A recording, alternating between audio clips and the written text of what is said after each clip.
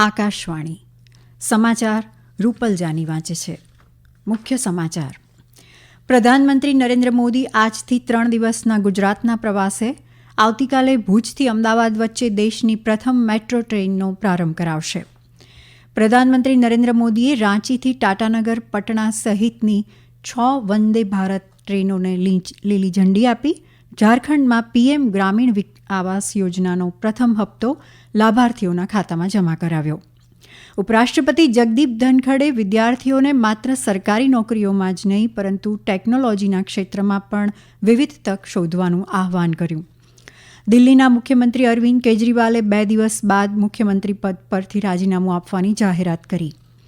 અને ભારતીય બેડમિન્ટન ખેલાડી અનમોલ ખરબે બેલ્જિયન ઇન્ટરનેશનલની ફાઇનલમાં વિજય મેળવીને સિનિયર આંતરરાષ્ટ્રીય ખિતાબ મેળવ્યો.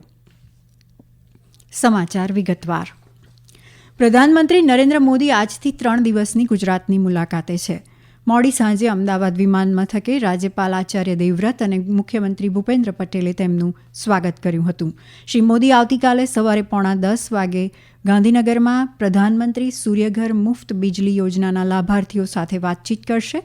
ત્યારબાદ સવારે 10:30 વાગે ગાંધીનગરમાં મહાત્મા મંદિર ખાતે 4th global renewable energy investors meet and expo રીઇન્વેસ્ટનું ઉદ્ઘાટન કરશે. આ સમિટમાં ભાજપ અને એનડીએ શાસિત કેટલાક રાજ્યોના મુખ્યમંત્રીઓ પણ ઉપસ્થિત રહેશે. શ્રી મોદી આવતીકાલે બપોરે 1:45 વાગે અમદાવાદ ગાંધીનગર વચ્ચે મેટ્રો રેલના બીજા તબક્કાનો આરંભ કરાવશે અને સેક્ટર 1 મેટ્રો સ્ટેશનથી ગિફ્ટ સિટી મેટ્રો સ્ટેશન સુધીની સવારી કરશે. પ્રધાનમંત્રી બપોરે 3:30 વાગે અમદાવાદમાં જીએમડીસી ગ્રાઉન્ડ ખાતે 8,000 કરોડ રૂપિયાથી વધુના ખર્ચની વિવિધ વિકાસ પરિયોજનાઓનું ઉદ્ઘાટન અને શિલાન્યાસ કરશે. પ્રધાનમંત્રી ગાંધીનગર સ્થિત રાજભવન ખાતે રાત્રિ રોકાણ કરીને 17મીએ સવારે ઓડિશા જવા રવાના થશે. પ્રધાનમંત્રી નરેન્દ્ર મોદી આવતીકાલે સાંજે 4 વાગે અમદાવાદથી વર્ચ્યુઅલ માધ્યમથી ભુજ અમદાવાદ વચ્ચે દોડનારી દેશની પ્રથમ વંદે મેટ્રો ટ્રેનનો શુભારંભ કરાવશે. શ્રી મોદી સામખયાલી ગાંધીધામ અને ગાંધીધામ આદિપુર રેલવે લાઇનના 4 માર્ગી વિસ્તરણનો શિલાન્યાસ પણ કરશે. પ્રધાનમંત્રી નરેન્દ્ર મોદીએ રાંચીથી ટાટાનગર પટના સહિતની 6 વંદે ભારત ટ્રેનોને વર્ચ્યુઅલી લીલી ઝંડી આપી. આ પ્રસંગે સંબોધન કરતા પ્રધાનમંત્રીએ વંદે ભારત ટ્રેન સાથે જોડાયેલા તમામ લોકોને શુભેચ્છા પાઠવી. તેમણે કહ્યું કે એક સમય હતો જ્યારે આધુનિક વિકાસ અને સુવિધાઓ માત્ર કેટલાક શહેરો પૂરતા સીમિત હતા. પ્રધાનમંત્રીએ કહ્યું કે સૌનો સાથ સૌનો વિકાસ મંત્ર એ દેશની માનસિકતાએ અને પ્રાથમિકતાઓને બદલી છે. વધુમાં તેમણે કહ્યું કે હવે દેશની પ્રાથમિકતા ગરીબ આદિવાસી સમુદાય, દલિત, વંચિત અને સમાજનો પછાત વર્ગ ઉપરાંત મહિલાઓ, યુવાનો અને ખેડૂતો છે. પ્રધાનમંત્રીએ ઝારખંડમાં પીએમ ગ્રામીણ આવાસ યોજનાના લાભાર્થીઓ માટે પ્રથમ હપ્તો જાહેર કરતા ડિજિટલ માધ્યમ દ્વારા લાભાર્થીઓના બેંક ખાતામાં 32 કરોડ રૂપિયા જમા કરાયા. આ ઉપરાંત 32,000 મકાનોના મંજૂરીપત્રોનું વિતરણ કરવામાં આવ્યું. શ્રી મોદીએ કહ્યું કે આગામી 5 વર્ષમાં 2 કરોડ વધારાના મકાનો બનાવવામાં આવશે. તેમણે કહ્યું કે પીએમ આવાસ યોજના સંબંધિત ક્ષેત્રોમાં પ્રવૃત્તિઓ વધશે અને રોજગારીની તકો પણ વધશે. ઉલ્લેખનીય છે કે પીએમ આવાસ યોજના હેઠળ હજારો લોકોને કાયમી મકાનો આપવામાં આવ્યા છે. ઘરની સાથે તેમને શૌચાલય, પાણી, વીજળી અને ગેસ કનેક્શનની સુવિધા પણ આપવામાં આવી છે. ઉપરાષ્ટ્રપતિ જગદીપ ધનખડે વિદ્યાર્થીઓને માત્ર સરકારી નોકરીઓમાં જ નહીં પરંતુ ટેકનોલોજીના ક્ષેત્રમાં પણ વિવિધ તક શોધવાનું આહ્વાન કર્યું છે. તેમણે કહ્યું કે ડિજિટલ ટાવર જેવો આધાર આવી તકોનું પ્રવેશ દ્વાર છે. ઉપરાષ્ટ્રપતિ નાગપુરમાં રામદેવ બાબા યુનિવર્સિટીમાં ડિજિટલ ટાવરનું ઉદ્ઘાટન કર્યા બાદ એક કાર્યક્રમમાં સંબોધન કરી રહ્યા હતા. 12 માળના ડિજિટલ ટાવરમાં કમ્પ્યુટર સાયન્સ અને એન્જિનિયરિંગની જરૂરિયાતોને પહોંચી વળવા આધુનિક ટેકનોલોજીથી સજ્જ ડિજિટલ વર્ગખંડો છે. આર્ટિફિશિયલ ઇન્ટેલિજન્સ, મશીન લર્નિંગ અને બ્લોકચેઇન જેવી અદ્યતન ટેકનોલોજી સમજાવતા ઉપરાષ્ટ્રપતિએ જણાવ્યું કે આ તકનીકો તકો પૂરી પાડવાની સાથે સાથે પડકારરૂપ પણ છે. વિદ્યાર્થીઓએ આ પડકારોને તકોમાં રૂપાંતરિત કરવાની જરૂર છે. ઉપરાષ્ટ્રપતિ જગદીપ ધનખડે આજે મુંબઈમાં આયોજિત એક કાર્યક્રમમાં મહારાષ્ટ્રમાં 434 ઔદ્યોગિક તાલીમ સંસ્થાઓ આઈટીઆઈમાં વ્યાવસાયિક તાલીમ કેન્દ્રો ખાતે બંધારણ મંદિરોનું ઉદ્ઘાટન કર્યું. આ પ્રસંગે શ્રી ધનખડે કહ્યું કે બંધારણ લોકશાહીનો આત્મા છે અને સંસદ તેની રખેવાળ છે. તેમણે ઉમેર્યું હતું કે બંધારણને વાંચવાની, સમજવાની અને તેનું સન્માન કરવાની જરૂર છે. તેમણે અપીલ કરી હતી કે રાજ્યની તમામ સંસ્થાઓએ લોકશાહીના મૂલ્યોનું સંવર્ધન કરવા અને તેને ખીલવવા સાથે મળીને કામ કરવાની જરૂર છે. આ સમાચાર આપ આકાશવાણી પરથી સાંભળી રહ્યા છો. આ સમાચાર આપ અમારી YouTube channel AIR news Gujarat પર પણ સાંભળી શકો છો. વધુ સમાચાર માટે અમારા ટ્વિટર હેન્ડલ AIR_news_ABAD ને ફોલો કરી શકો છો. દિલ્હીના મુખ્યમંત્રી અરવિંદ કેજરીવાલે જાહેરાત કરી છે કે તેઓ આગામી 2 દિવસમાં મુખ્યમંત્રી પદ પરથી રાજીનામું આપી દેશે. તેમણે કહ્યું કે આગામી 2 દિવસમાં આમ આદમી પાર્ટીના ધારાસભ્યોની બેઠક યોજીને આગામી મુખ્યમંત્રી અંગે નિર્ણય લેવામાં આવશે. કેજરીવાલે આવતા વર્ષે ફેબ્રુઆરીમાં યોજાનારી દિલ્હી વિધાનસભાની ચૂંટણી આ વર્ષે નવેમ્બરમાં મહારાષ્ટ્ર વિધાનસભાની ચૂંટણી સાથે યોજવાની માંગણી કરી છે. દિલ્હીમાં પાર્ટી કાર્યાલયમાં કાર્યકર્તાઓને સંબોધતા તેમણે કહ્યું કે જ્યાં સુધી લોકો પોતાનો ચુકાદો નહીં આપે ત્યાં સુધી તેઓ મુખ્યમંત્રીની ખુરશી પર બેસશે નહીં. દરમિયાન દિલ્હી ભાજપ અધ્યક્ષ વિરેન્દ્ર સચદેવાએ કેજરીવાલને પૂછ્યું છે કે તેમને મુખ્યમંત્રી પદ પરથી રાજીનામું આપવા માટે 2 દિવસની જરૂર કેમ છે.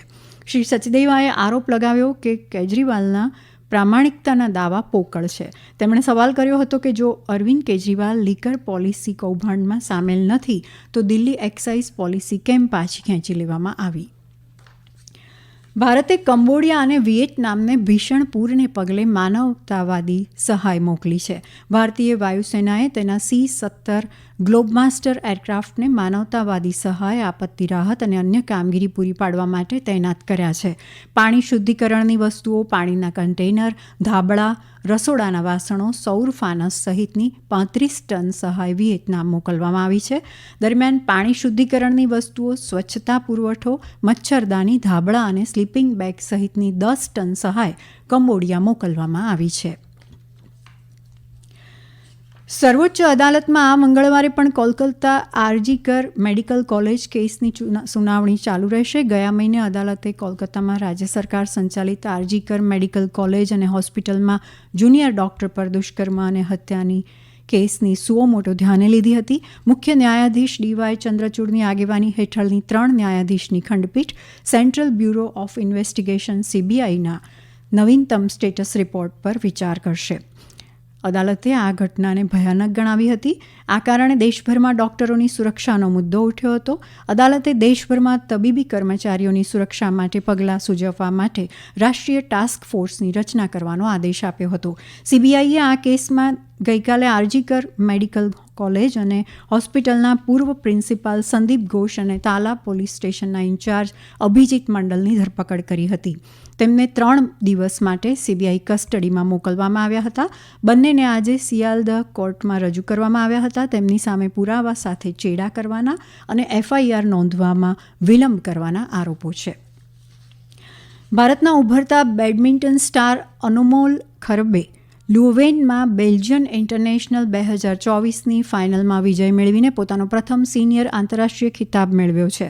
17 વર્ષીય અનમોલે ડેનમાર્કની અમેલી સ્કુલ્સને 24-22, 12-21, 21-10થી હરાવી હતી. કેરળ સહિત દેશભરમાં લણણીના તહેવાર ઓણમની ઉજવણી થઈ રહી છે. ત્યારે શ્રીલંકામાં પણ ભારતીય મૂળના લોકો આજે ઓણમની ઉજવણી કરી રહ્યા છે. લણણીનો આ તહેવાર છે જે સમૃદ્ધિ, બિનસાંપ્રદાયિકતા અને સાંપ્રદાયિક સંવાદિતાનું પ્રતીક છે. આ પ્રસંગે મલયાલી લોકો પરંપરાગત પોકલ્લમ અને ઓણમ નિમિત્તે ખાસ વાનગીઓ તૈયાર કરે છે અને પરંપરાગત વસ્ત્રો પહેરે છે. જમ્મુ કાશ્મીરના કઠુઆ જિલ્લામાં સલામતી દળો અને ત્રાસવાદીઓ વચ્ચે અથડામણ ચાલી રહી છે. એક નિવેદનમાં પોલીસે જણાવ્યું છે કે ત્રાસવાદીઓ છુપાયો હોવાનું ચોક્કસ માહિતીને આધારે બાની વિસ્તારમાં પોલીસ અને સલામતી દળોની સંયુક્ત ટુકડીએ વિશેષ અભિયાન હાથ ધર્યું છે. હૈતીમાં ઓઇલ ટેન્કર વિસ્ફોટમાં અંદાજે 16 લોકોના મોત થયા છે. અંતમાં મુખ્ય સમાચાર. પ્રધાનમંત્રી નરેન્દ્ર મોદી આજથી 3 દિવસના ગુજરાતના પ્રવાસે આવતીકાલે ભુજથી અમદાવાદ વચ્ચે દેશની પ્રથમ મેટ્રો ટ્રેનનો પ્રારંભ કરાવશે. પ્રધાનમંત્રી નરેન્દ્ર મોદીએ રાંચીથી ટાટાનગર, પટણા સહિતની 6 વંદે ભારત ટ્રેનોને લીલી ઝંડી આપી. ઝારખંડમાં PM ગ્રામીણ આવાસ યોજનાનો પ્રથમ હપ્તો લાભાર્થીઓના ખાતામાં જમા કરાવ્યો. ઉપરાષ્ટ્રપતિ જગદીપ ધનખડે વિદ્યાર્થીઓને માત્ર સરકારી નોકરીઓમાં જ નહીં પરંતુ ટેકનોલોજીના ક્ષેત્રમાં પણ વિવિધ તક શોધવાનું આહ્વાન કર્યું. આકાશવાણી પરથી સમાચાર પૂરા થયા.